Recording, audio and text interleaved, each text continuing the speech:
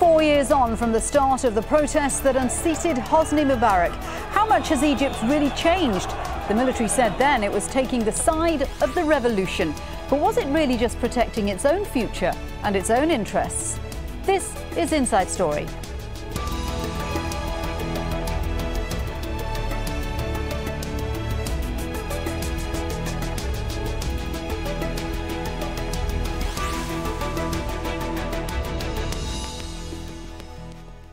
Hello there, welcome to the programme. I'm Shiulie Ghosh.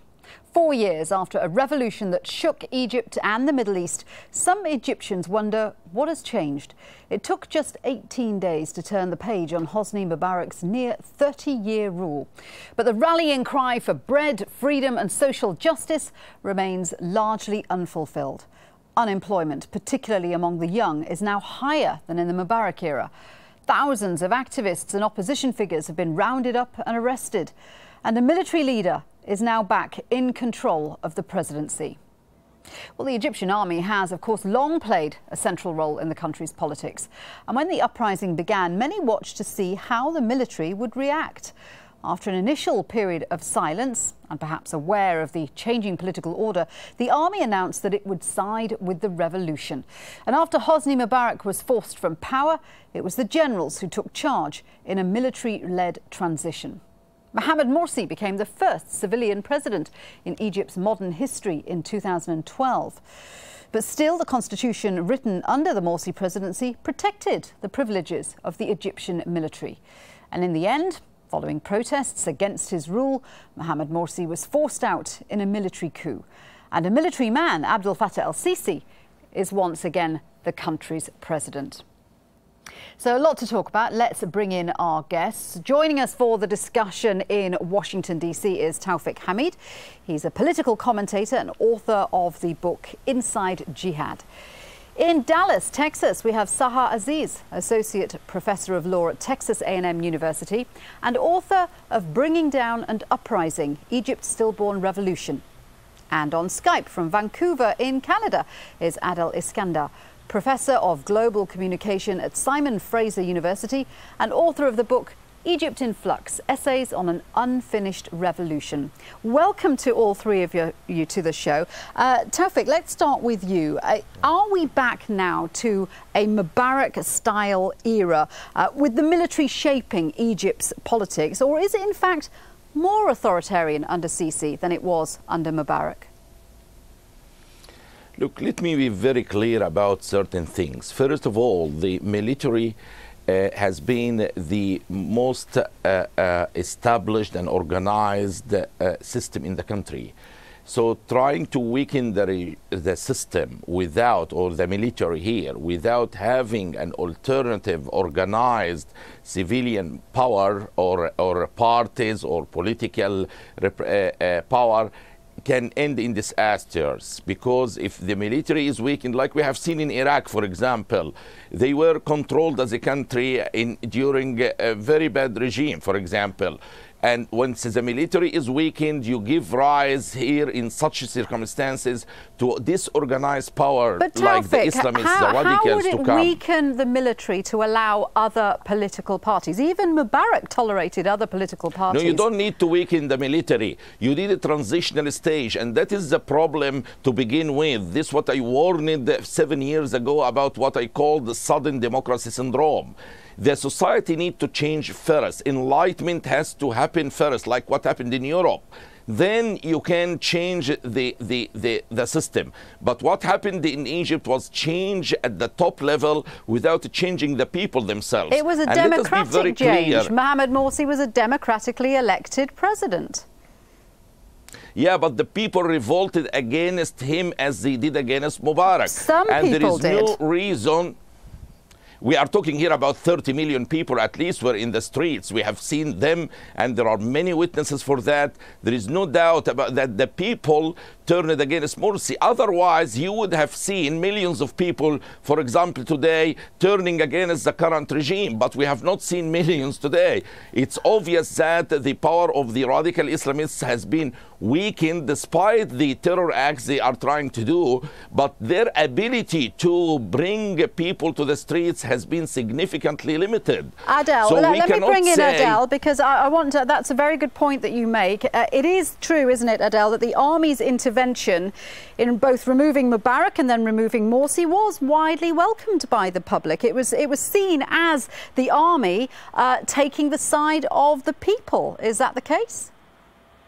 Yes, I mean, for at least for history's sake, the military has been very crafty and extremely clever at being able to situate itself in the best possible manner in the eyes of those who've been wanting to topple subsequent regimes. So, in the case of the removal of Hosni Mubarak, the military played its cards correctly and appeared to be siding with the revolution and was received very positively in that regard. And shortly thereafter, with the massive protests against Mohamed Morsi, again, the military played its hand extremely well, not only supporting and sponsoring and endorsing the protest movement, but when it did come to sort of a climactic moment, they appeared to be sort of salvaging the country, or again, it's discursive, but it was very successful and has anchored their popularity moving forward. So yes, this is a position that remains incredibly prominent and prevalent in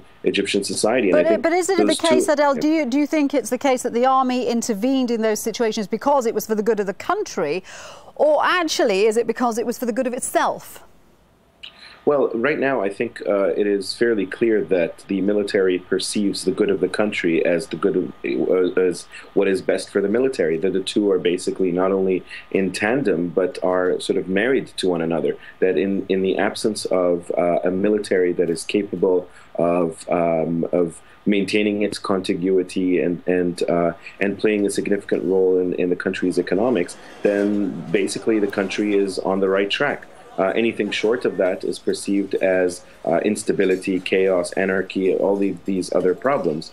So again, the question here is an issue of discourse. The military has been successful at producing a discourse that has resonated with a sizable, not all Egyptians, of course. We can no longer talk about all Egyptians anymore. There's no such thing as the people of Egypt. The people of Egypt are a fragmented entity. There are different constituencies. They see the world differently. But nevertheless, a sizable proportion currently, at this very moment, perceive the military and the state and the public at large as one unitary whole. Okay. And that's problematic. Saha, do you agree with that? A strong military is seen as being critical for a strong Egypt, even though this was a revolution that was meant to make Egypt more open and more democratic?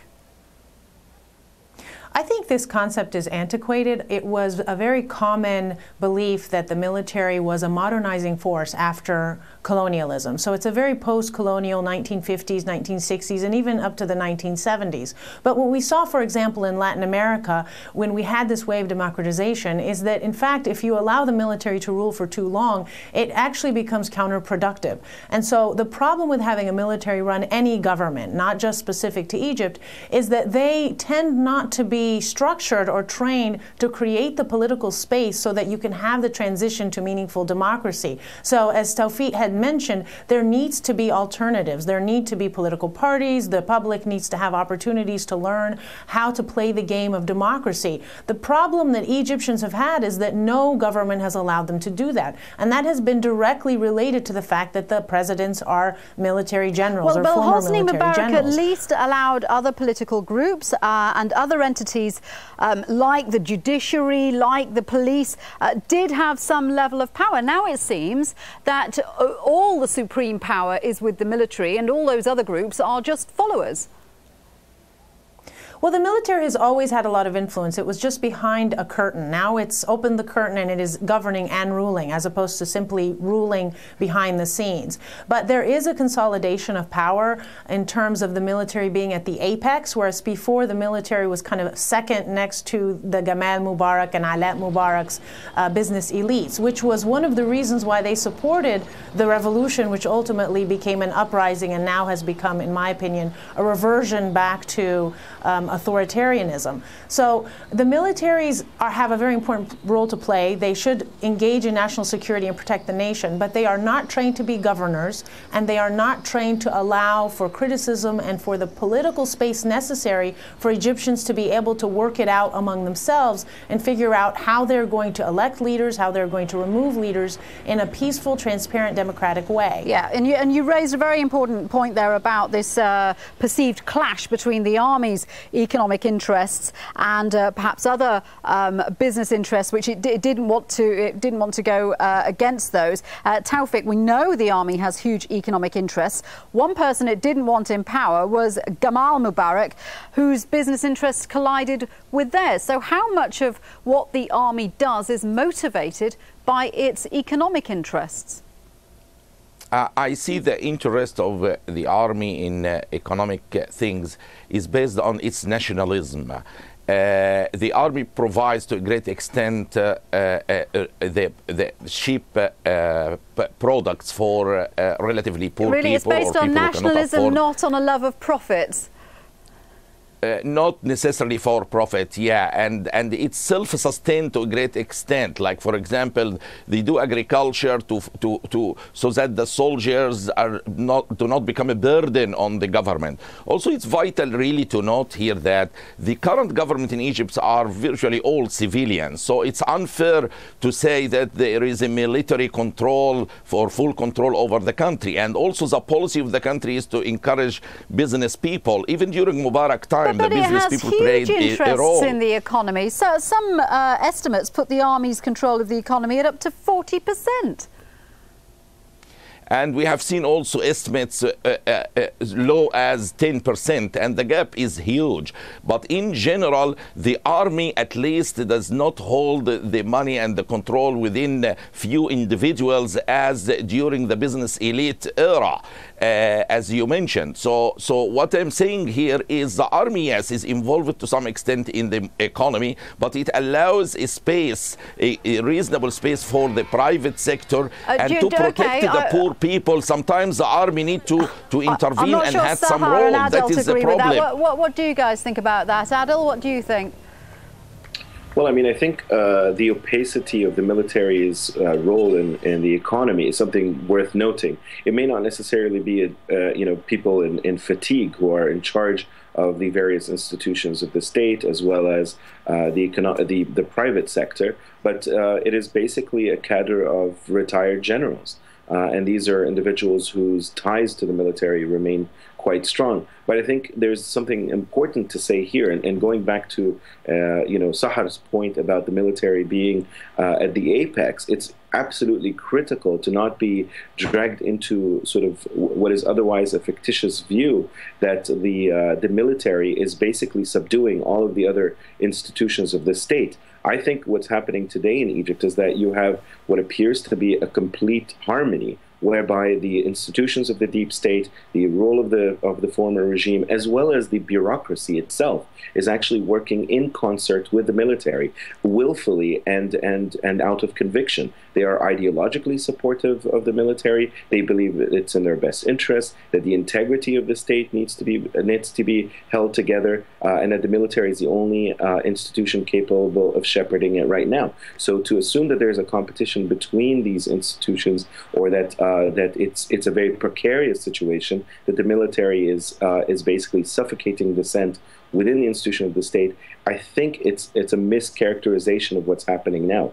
And really, all of this is happening with this really anchored, jingoistic, hyper-patriotic, ultra-nationalistic, militarized view of Egypt's future, and it is resonating. I'm not, as problematic as it is, and as critical as we must be of this, because of what it means, and previous examples of similar nation states being governed in the same fashion, whether it's in Central America, Latin America, Sub-Saharan Africa. Well, let's see what Sahar thinks of that. So Adil is saying that the military works in harmony with other institutions. Do you agree with that?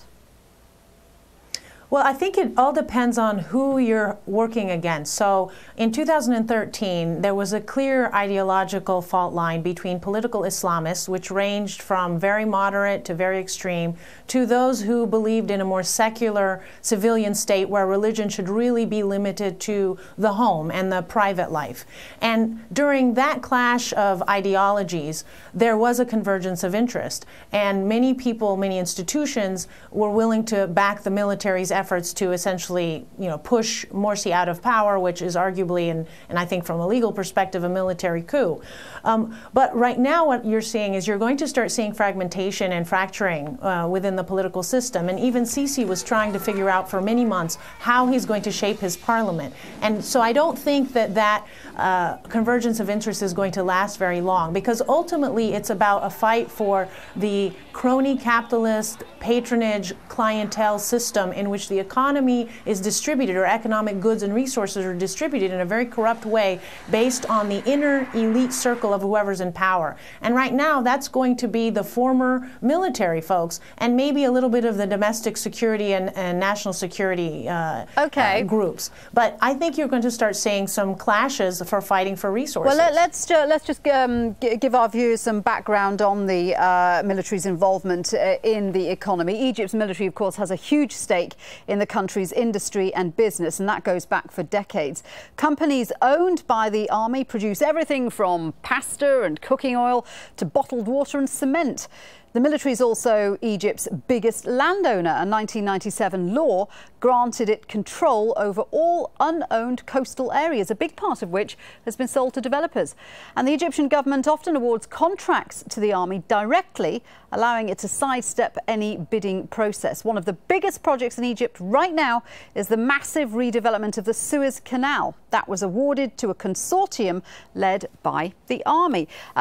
Taufik, in fact, there is some speculation that Suez Canal deal was one of the reasons that Mohamed Morsi was toppled by the army, because his plans for redevelopment didn't include the army.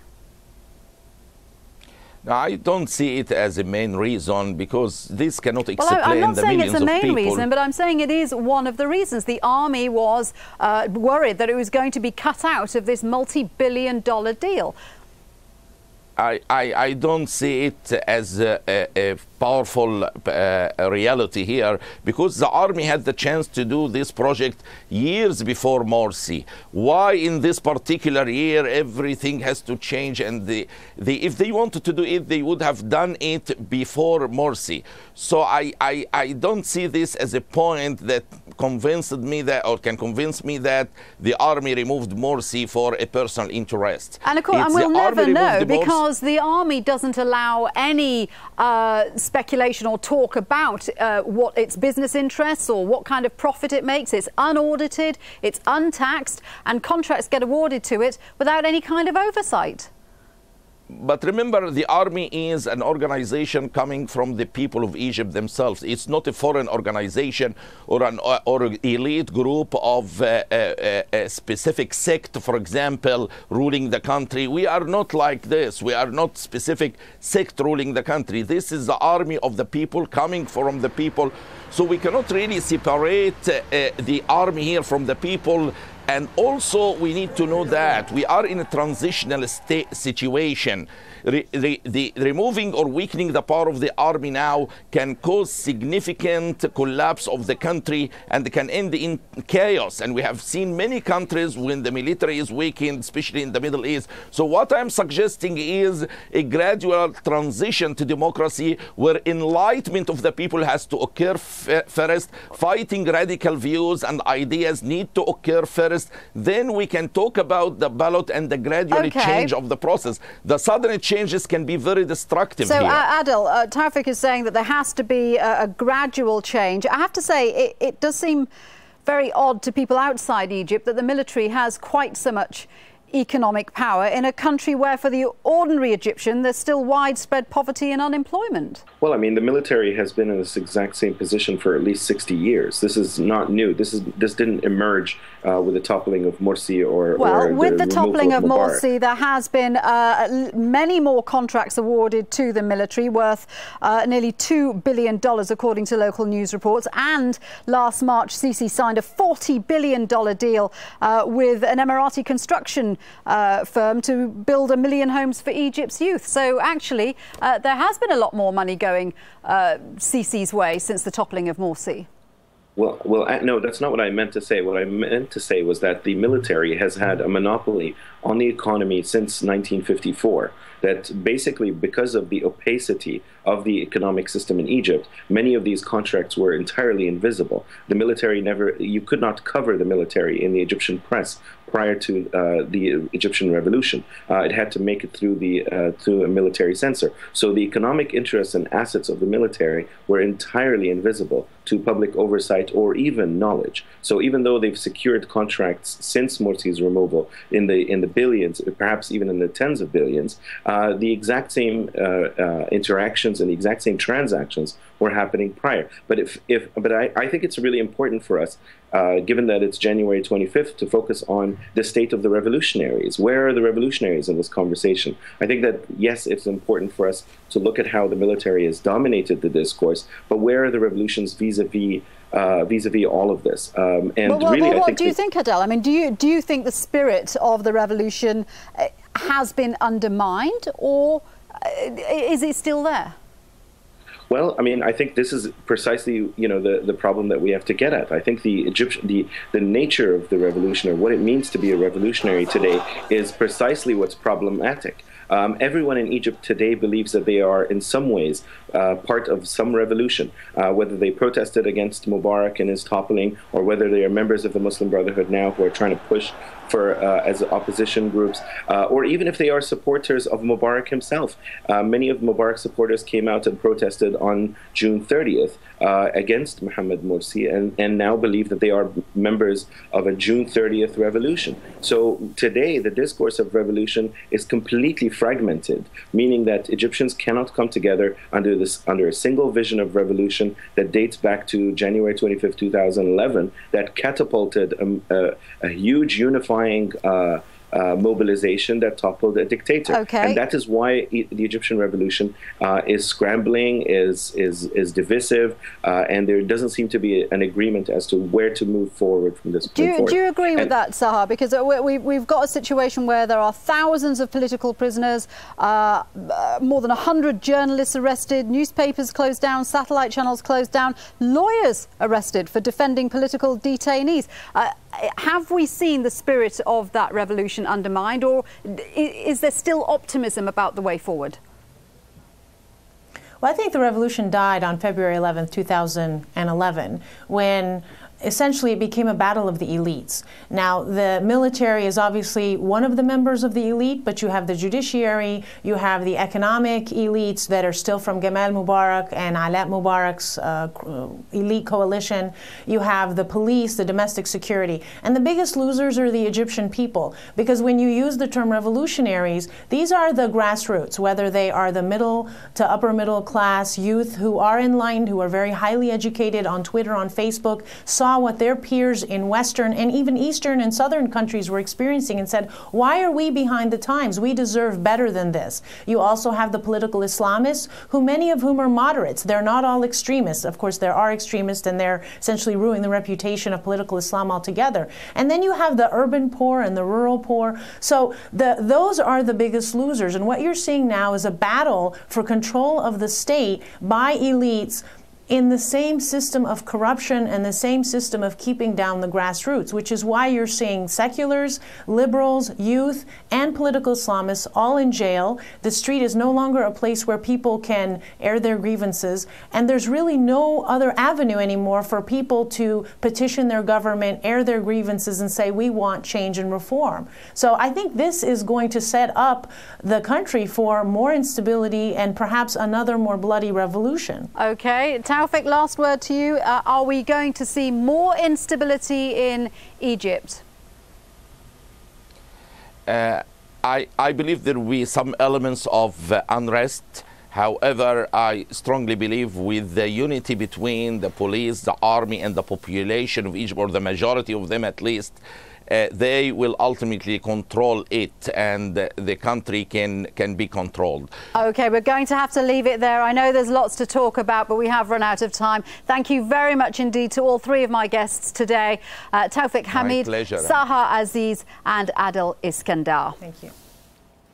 And thank you at home for watching. Do let us know what you think. You can leave your comments on the programme page on aljazeera.com, or you can go to facebook.com/AJ Inside Story, or tweet us at AJ Inside Story. Until next time, from me, Shiulie Ghosh. Bye for now.